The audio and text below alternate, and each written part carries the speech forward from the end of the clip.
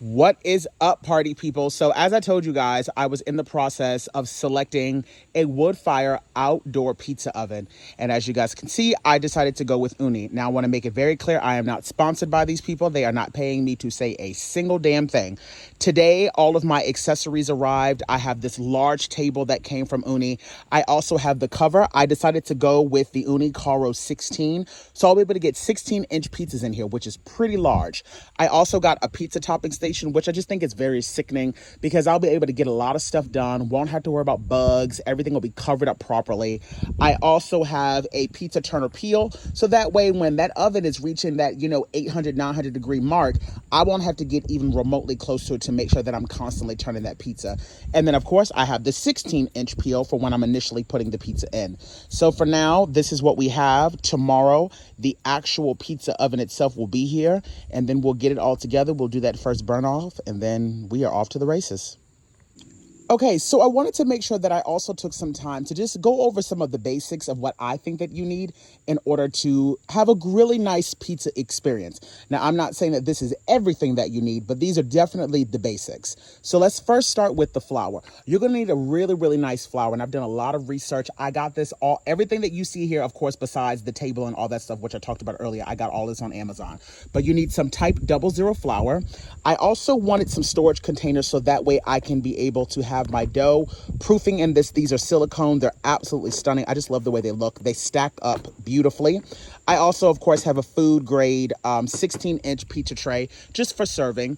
I also have a pizza docker and a pizza roller. Now, I'm not going to be using these particular tools in every single video if you see me making pizza, simply because it really will just depend on the style of pizza that I'm making. If I'm making a Neapolitan pizza, then of course I'm not going to be needing that. But if I'm doing like focaccia bread or like a New York style pizza, something like that, I might end up using it.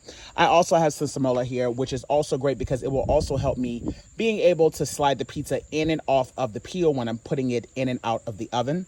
Of course, you're going to need some yeast. And then I have an infrared gun. Now, this is important because although the pizza oven that I have on its way has a thermometer on it, that typically is reading the temperature of the entire oven.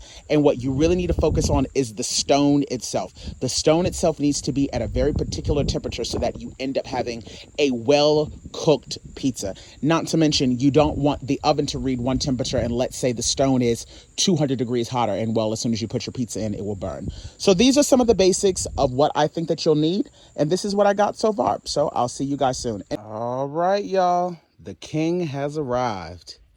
The Karu 16 multi-fuel pizza oven has finally arrived. I'm gonna go ahead and put this bad boy together, and then I will show you all of the, ins and outs of it, and then we'll go ahead and do our first burn off.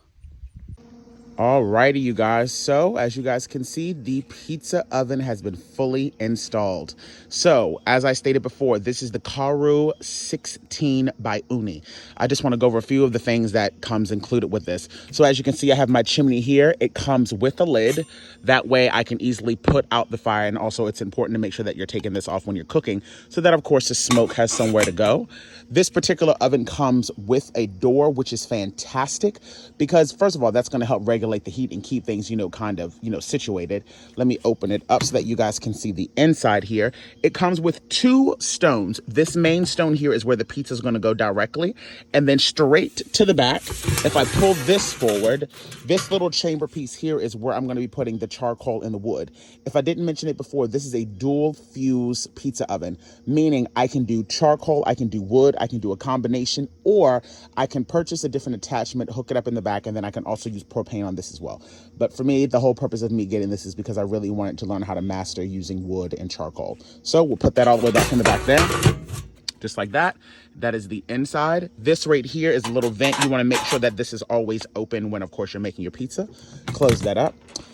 This one also comes with a thermostat. Now, one thing I mentioned earlier in this video, this is going to be taking the ambient temperature of the entire oven.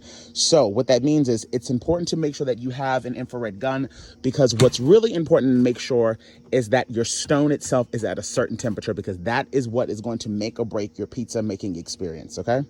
Close that bad boy up. This is the full body here. And then in the back, I like to call this my little loading dock. As you can see now in the back, that's the basket that I showed you guys earlier. So that way throughout the cooking process, if you need to add in more briquettes, if you need to add in more wood, you can easily do so. This handle, of course, is nicely protected so you won't burn your hands.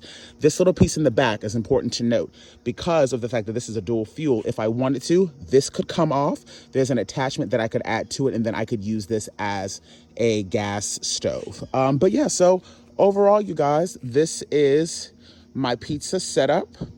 I'm really, really happy with how it turned out. So that way I can knock out making the pizzas right here. My topping station is right there. All of my accessories are in one place. And overall, it just looks really, really nice. So now what I'm going to do is I'm going to go ahead and do the burn off process to get this bad boy nice and primed, because you don't want to go from, you know, the factory settings going straight up to like 900 degrees. You just don't want to do that. And you also want to try to get some of the moisture out of the stone for its initial cooking. Let's go. All right, you guys. So since tomorrow is going to be the big day of me doing my first cook inside of my pizza oven, I want to go on ahead and do the burn off process today. And essentially what I'm doing is I'm going to be using some of this premium lumpwood charcoal that I'm going to be adding to the basket here. I'm going to put it inside of the pizza oven, and I'm going to allow it to get up to about 400 degrees. And then I'm going to let it burn for about 30 minutes. And then I'm just going to turn it back off and allow it to fully cool down. Essentially what that's going to do is just get rid of any of like the factory chemicals that could be floating around in there. You know, you want to kind of burn off all of that stuff first before you actually just go in and throw your food in there. And I also want you guys to know that I did order this lumpwood charcoal and these wood briquettes from, or these pieces of wood, I should say, from Ooni. But you don't have to do that. You can, if I were you, go online, do your own research to figure out what is the best type of charcoal, the best type of wood for you to use that is locally sourced by wherever you live. I can tell you something right now. Doing pizzas in a pizza oven, you're not gonna be able to learn it just off of watching a TikTok video, especially one that's 10 minutes.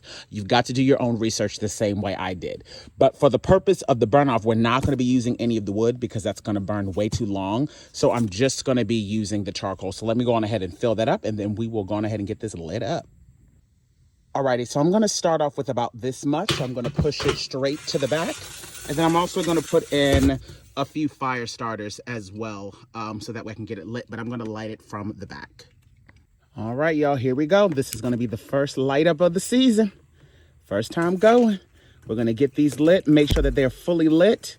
And then once I can see that these briquettes are actually burning, then I'm gonna go in, I'm gonna put the top on this and let this bad boy burn. I'm also gonna be getting a better fire gun so that I can make sure that this is like burning much, much faster. But I'll come back once it's pretty lit. As you can see, it doesn't really take long. So this is actually a perfect time for us to check to see what the difference is as far as the temperature that's on the gauge, which is reading 586 versus what the actual stone is. As you can see, that fire is going, but let's check and see what the temp is on the actual stone. And let's see how long it took. So it's looking like the stone is already about to push over 400. And that only took about, I say about 15 minutes. So that's actually pretty impressive, I'm not gonna lie. So we're doing good. Make sure y'all stay tuned because recipe videos on homemade sauce, dough, and mini pizzas are on the way. See y'all soon.